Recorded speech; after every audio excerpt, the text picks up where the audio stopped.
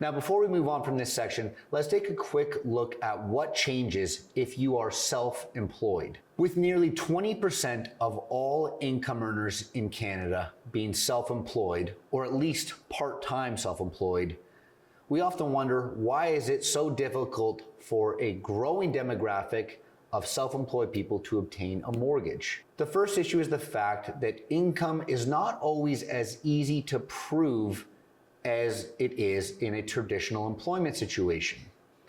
Also, many business owners are motivated to expense as much as possible in order to minimize their tax payable, which is something that many lenders do not recognize. So, in order to obtain a self-employed mortgage, most lenders require personal tax notice of assessments, NOAs, from the past 2 to 3 years to be included in your mortgage application. In addition to your NOAs, notice of assessments, some of the other supporting documentation a lender may require for a self-employed mortgage application include financial statements from your business, proof that your HST and GST are paid in full. They may even want to see contracts showing expected revenue for coming years or contracts showing revenue from previous years.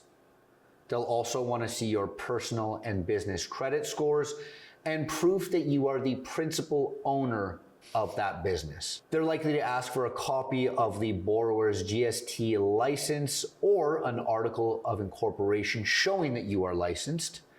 And lastly, proof that your down payment has not been gifted. At this point, you may be asking yourself, well, how much does it cost to get a mortgage? The process of getting a traditional mortgage actually does not cost you a thing. If you're working with a mortgage broker, they work on your behalf throughout the entire process, getting you the best rate, the best product, and the best terms to fit your needs. The mortgage broker is then paid a commission by whatever lender that mortgage is coming from.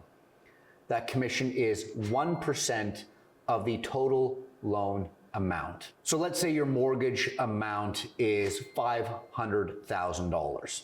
Well, that mortgage broker would make approximately $5,000 working with you. But again, that does not come out of your pocket. That is paid directly from the lender. Now, this can change if you're getting a less traditional mortgage, like for instance, a private loan, or if you're working with a B lender.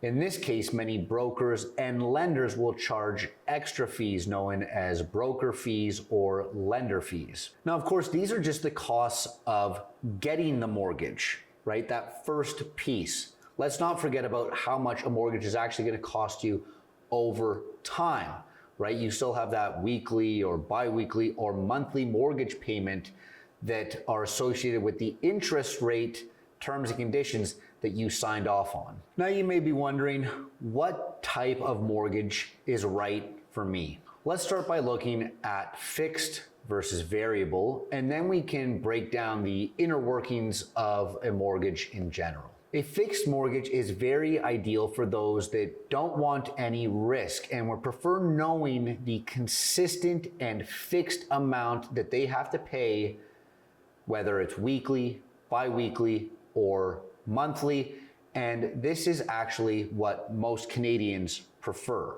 The 5-year fixed is historically the most popular mortgage product in Canada. Now let's talk about variable rates. Variable rate is common because it gives you the opportunity to get a lower rate, especially due to market conditions, and these can change based off of factors such as the bank's prime rate.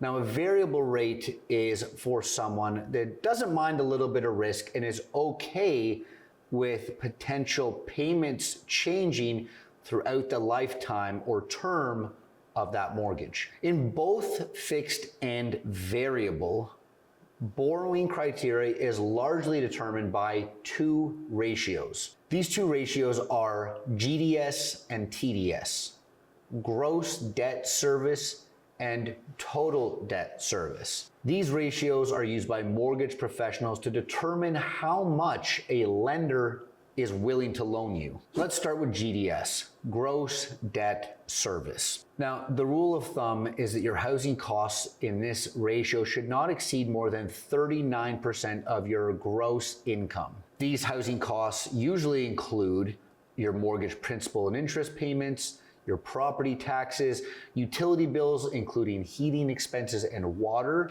and if you're a condo owner, half of your condo fees. This is why it's important to find out your monthly costs and home-related costs to make sure that you can actually afford them each month. You can use tools such as Valery's cheat sheet or other websites such as the CMHC site that allows you to calculate both your GDS and TDS. You can calculate your own GDS by adding your monthly mortgage payment.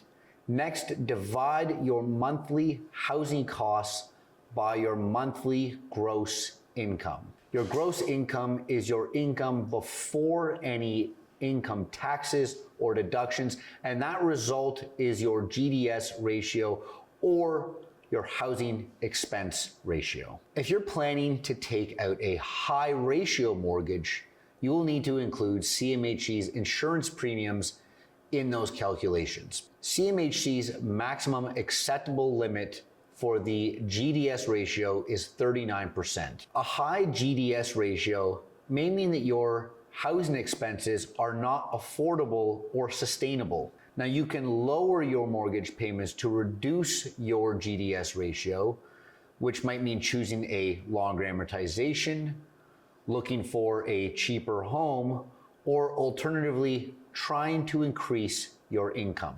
The second ratio we're going to look at is TDS, total debt service. TDS is essentially a generalized version of GDS.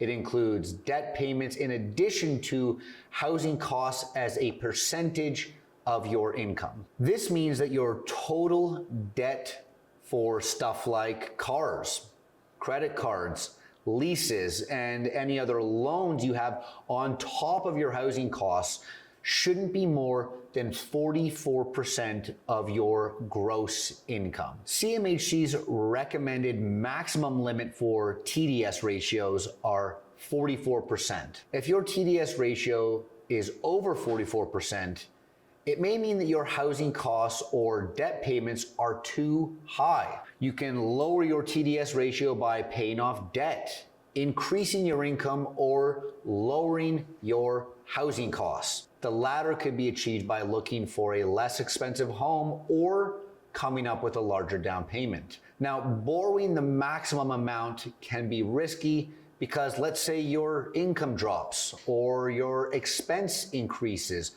or interest rates rise.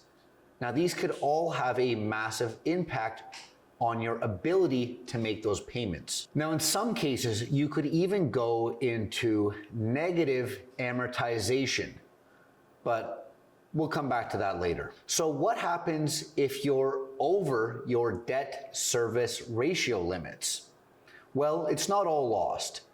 Being slightly over your GDS or TDS ratios doesn't mean you won't be able to qualify for a mortgage.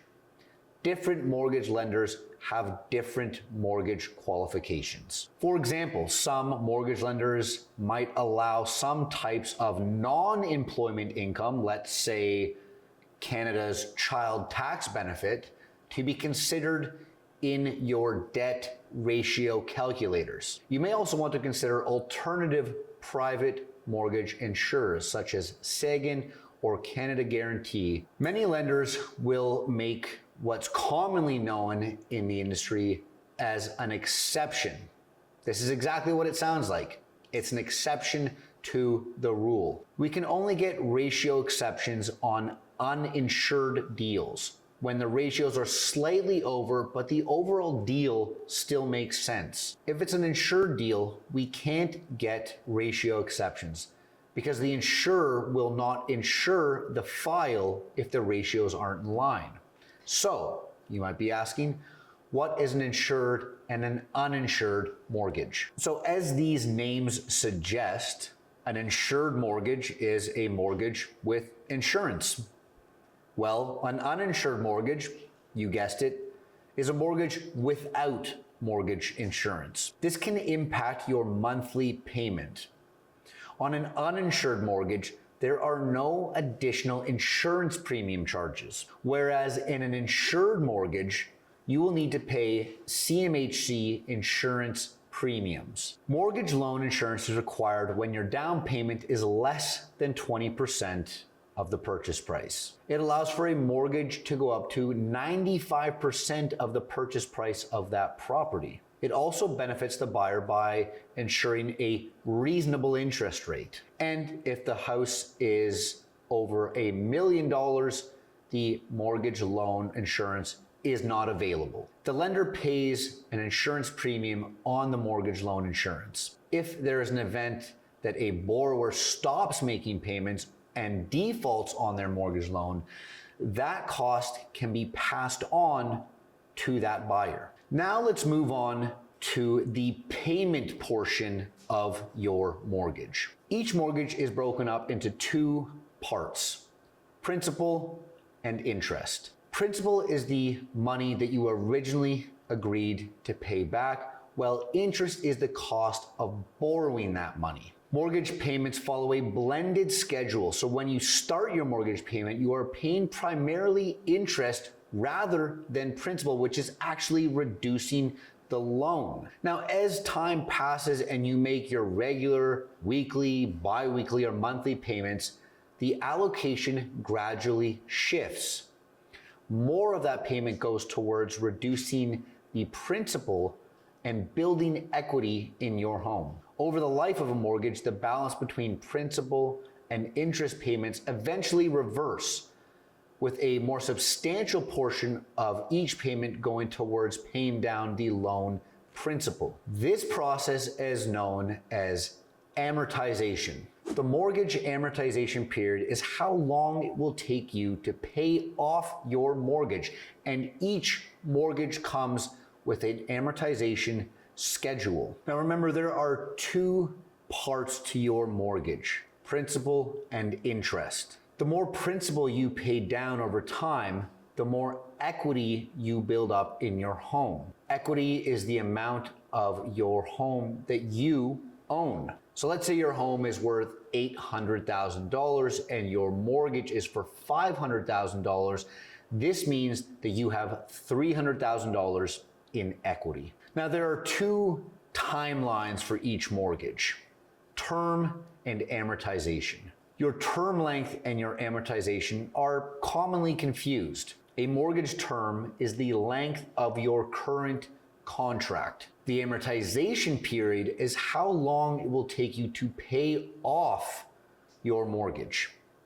The most common mortgage in Canada has been a 5-year term with a 25-year amortization period. So let's talk a bit more about the term. The mortgage term is the length of time you commit to that mortgage rate, the lender, and the associated mortgage terms and conditions. The term you choose will have a direct effect on your mortgage rate. For example, a 5-year fixed rate mortgage typically comes with a lower interest rate than a shorter term fixed rate mortgage. The term acts as a reset button on your mortgage.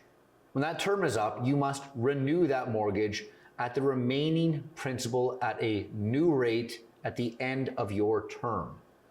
You have the option to renew your mortgage with the current lender or to go seek a new mortgage from a different lender. Mortgage terms in Canada typically range from very short ones in the 6 months all the way up to 10 years, again with the 5-year being the most common. During the term, you will make regular mortgage payments based on the agreed upon interest rate and amortization period. It's important to note that the interest rate can change when you renew your mortgage term, and it can change during your mortgage term if you have a variable rate. Now let's talk about the amortization period. The amortization period is the total length of time it will take to pay off your mortgage in full. It's the duration of time in which you'll make regular mortgage payments, including both principal and interest, to gradually reduce that loan to the balance of zero. In Canada, amortization periods can be as long as 30 years for down payments of less than 20% of the home's purchase price. This is known as a high ratio mortgage, or in some cases, up to 35 years for certain government insured mortgages. For down payments of 20% or more, known as conventional mortgages, the maximum amortization period is typically 25 years. A longer amortization period can result in a lower monthly mortgage payment, but it also means that you're paying more interest over the life of that loan. A shorter amortization period may lead to higher monthly payments, but less interest paid overall. To summarize, the mortgage term specifies the length of time you are committed to that specific mortgage and that specific lender. On the other hand, the amortization period defines the total duration over which you'll make payments to fully repay that mortgage loan. It's important for borrowers to understand both the mortgage term and the chosen amortization period before taking out your mortgage, as these factors can both significantly impact your monthly payments and your total cost of home ownership. Now, we mentioned negative amortization earlier on in the course. This occurs when the loan repayments do not cover the total amount of interest costs for that period. So rather than your payments decreasing over time, they are actually increasing. This, in turn, extends your amortization period and is known as negative amortization. But before we move on from this section, let's talk quickly about breaking your mortgage term. If you decide to end your mortgage before that term is up, then you are breaking your mortgage contract. Let's say you're 3 years into a 5-year fixed rate mortgage, and you are lucky enough to find a lender offering a much lower, more attractive interest rate. You may consider breaking your mortgage early to sign up for this new mortgage with a lower rate. However, deciding to break your mortgage before that term ends is associated with some penalties. There are different penalties for breaking a fixed and a variable mortgage. Breaking your variable mortgage rate contract results in a penalty of usually 3 months of interest applied to the remaining principal of your mortgage at your currently set interest rate. This method also applies to fixed rate mortgages. If 3 months of interest rate is greater than the amount calculated using IRD, interest rate differential. The IRD is the difference between the interest you owe to your lender for the remainder of your mortgage contract and the interest your lender would receive by lending this money for the rest of your term, the same discount that you were given. Now, there are calculators online to help you determine if this may be worth doing. You can also go and speak to your lender that will be happy to provide you this information upon request. So let's talk about the types of interest rates. Choosing the right mortgage for you depends on a number of things.